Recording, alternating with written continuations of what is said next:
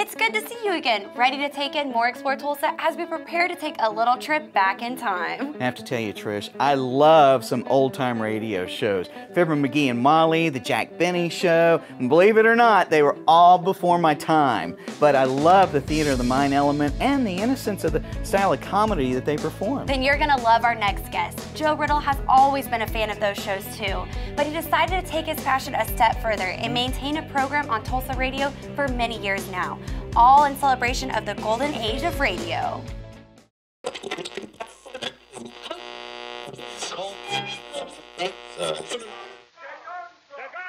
When I was a kid, I loved comic books, and so I would read comic books. And then in 1973, I was at my grandmother's house, and I was tooling along the radio, doing what people who were interested in radio would do. They call it DXing, listening for stations a long way away. But I picked up KGGF in Coffeyville. And at 6:15 in the evening, they were playing a radio show called Lum and Abner about two old men who ran a convenience store in a town called Pine Ridge, Arkansas. And just these two men talking. And I was like, what is that? So I ran and got my grandmother and brought her back, and I said, you know, Meemaw, what is this? It was on this very radio, actually. And she said, oh, that's Lum and Abner. That was on the radio in the 40s. And at the end of it, they said, well, tune in again tomorrow night for Lum. All right, I'll tune in again tomorrow night.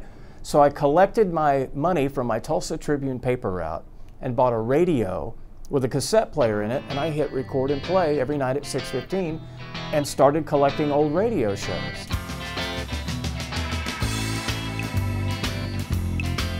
Finally, I got to a point where I had a pretty substantial collection, and I could trade with other people and dealers, and I would have something they didn't have or they whatever.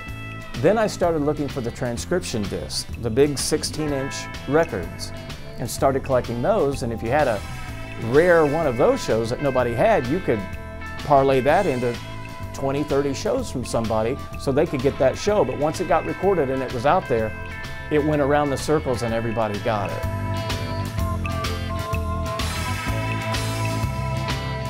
You don't know what people remember, and for people of my age set, we remember Bob Hope and Jack Benny, people like that. But there were great performers on the radio like Orson Welles, who did Citizen Kane the movie, Marion and Jim Jordan, who played Fibber McGee and Molly, Chester Locke and Norris Goff, who played Lum and Abner, and Freeman Gosden and Charlie Correll, two white men who portrayed two black men on the radio. In the 1920s, they started. They were on the air in Chicago as Sam and Henry, and then they moved, went nationwide as Amos and Andy, the #1 radio show of all time, still the #1 radio show of all time. And blacks and whites both loved it. The blacks loved being represented on the radio, and the whites loved the comedy. And it's still loved today. And I still play the show today. KCFO, it's another Sunday night all across America and right here in Tulsa. I always said when I did this show, I didn't want to make money doing it. I just wanted to pass this art form down to future generations. And the great thing about radio is the theater of the mind, because you can hear a compelling story with a boogeyman in it, and that your boogeyman is the worst boogeyman in the world. And mine may look completely different, but to me, it's the worst in the world. But you got to use your imagination with these shows. You know, they were brilliantly written, performed, and the ones that still survive today, they stand up to the test of time because they were good, and it was a great art form back then.